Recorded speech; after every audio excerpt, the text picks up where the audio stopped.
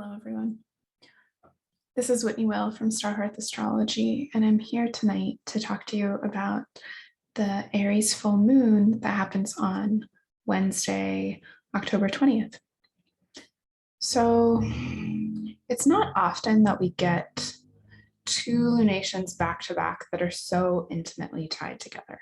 So, right, that's because we'll have a new moon, then a full moon, or a full moon, then a new moon, and they aspect different planets. They kind of have a little bit of a different storyline, even if they're in opposite signs.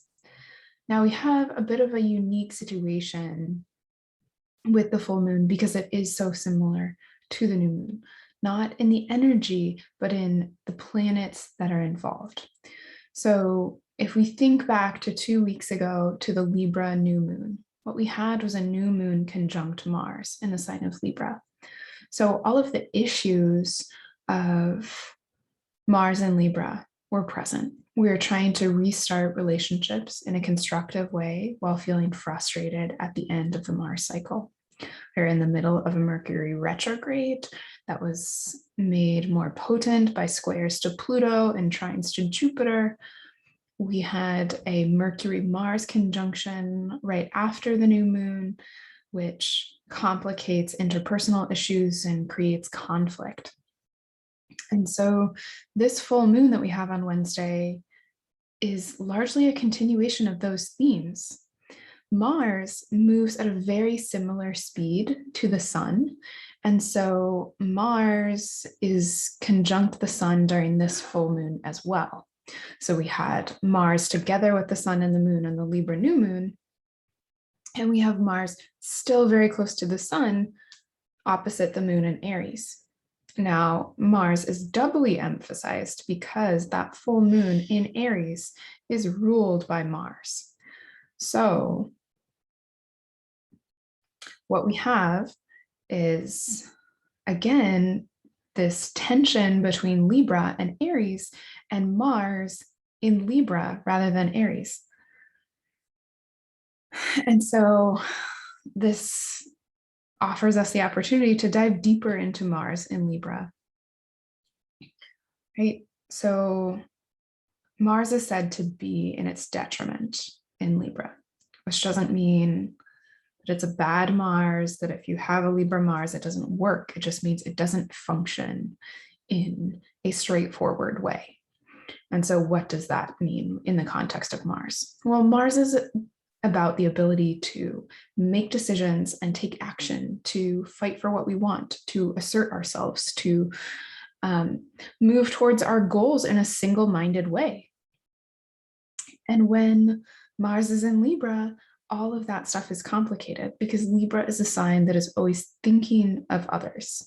Now, it's not necessarily a sacrificial sign. It's not always functioning in ways that aren't codependent or manipulative. I'm not saying that Libra is incessantly kind, but it is always thinking of itself in relationship. So when you take Mars that functions in the pure way by being independent and self-directed, and you put it in Libra that's always kind of checking and always seeing itself in context and in relationship with others, Mars is now forced to create space for itself within a context rather than, being like, I am who I am, the context forms around me. So it gets a little bit more complicated. And so how do we hold the individual within the social context? Well, that is what we have a justice system and laws for, honestly, right?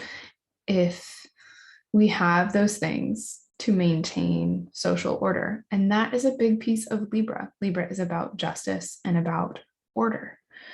It's about fairness. And we acknowledge, right? The reason why laws exist is because we acknowledge that these inner drives, these Aries urges and forces and feelings and impulses need to be checked by something outside of us, need to be, let's see, governed and maintained not just by the individuals, but by something that is in theory objective and unbiased. And right, we know that in a lot of ways, the way that it functions in the world, it doesn't work like that. But that is the ideal and the goal of Libra. And if you think about Libra as the scales, it is the only symbol in the zodiac that is not a living being, that is not a, doesn't have a biology, right? Most of them are animals. We've got a few humans in there, but Libra is the only one that is actually a mechanical object, right? Which says something about the idea of fairness needs to exist outside of the context of our subjective realities. Hence, we have different ways of thinking about that: ethical codes, laws, implicit agreements, right? HOAs are very Libra. Right? We have these kind of governing principles that help us orient ourselves and decide ultimately what is fair. So Mars is kind of forced to enact these. And so I really think of Mars in Libra as the lawyer. And so, right, the lawyer doesn't fight with weapons, it fights, they fight with ideas, and they fight with ethical codes, and they fight with technicalities, which doesn't make it less violent, but it does make it more intellectual. And so in Libra, we're dealing with the rhetoric of something. And the things that can be happening can be quite violent, but they're done through rhetoric and through ideas and not through literal violence that we might categorize as such in terms of, like, you know, watching an action movie or a horror movie, right? These are more, it's more of the lawyer side of Law and Order than the cop side. And so in theory, it works like that. But, right, the visceral part of our nature, our Mars desire to accomplish things and to achieve justice, it doesn't really feed that part so much. And so we have Mars and its detriment in Libra. And so there's this way in which Mars, the warrior, is being tasked with creating and maintaining harmony. And when the full moon is in Aries, right, the moon, the lunar parts of our nature, the more wild parts, the more intuitive, instinctual parts, are at the maximum tension. And we just, you know, we just want to fight, or we just want to run, and we can't, because we have a little baby Mars at the beginning of the Mars cycle in its detriment, conjunct the sun in its fall under the beams. It's not working. It is very, very frustrating. And to kind of turn the volume all the way up on this tension, the full moon is square to Pluto. So this is a very complicated full moon, not so complicated in terms of like a web of number of things going on, but the tension that is being held in the opposition of this full moon is tremendous. And the square to Pluto makes you feel like you want to pull the trigger on anything, and Mars can't really do it, because there's a way in which if you burn the whole thing down, that won't solve any of it either, right? It's the crisis of how do you use violence to create harmony? Those things are paradoxical. You can't. And so you have to channel that rage, that creative fury into the creation of peace. And so my bet is that it will need to happen through creativity, right? The idea that we can sublimate our more aggressive, baser urges into something beautiful. But I think it's a tremendous amount of tension to be holding. I think we're going to see it. I think we're going to feel it.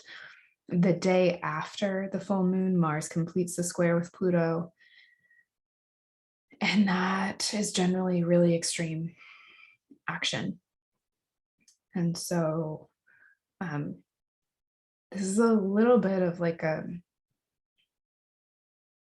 grit your teeth and bear it if you can contain this tension. We get a little bit more relief when the sun moves into Scorpio and Mars moves into Scorpio, particularly when Mars moves into Scorpio, which doesn't happen until October 30th. But Mars will be a little bit happier there. It might be problematic, but it's going to be more effective. So we're headed into some hairy astrology and some hairy lunations, and they're complicated, and we'll head up on eclipse season. The end of the year is not peaceful. As always, a really good channel for Mars, if you find yourself getting overwhelmed by frustration or aggression, is to sweat it out, is to channel it into exercise. So that can be a trustworthy path through this. So I hope you all have a good full moon. Sorry, this one is a little bit of a downer. It's a little bit enraged. Let me know how it goes for you. If you're interested in more check-ins, I do a weekly check-in on Instagram Live on Wednesdays. And yeah, and I'll see you there. Thank you. Bye.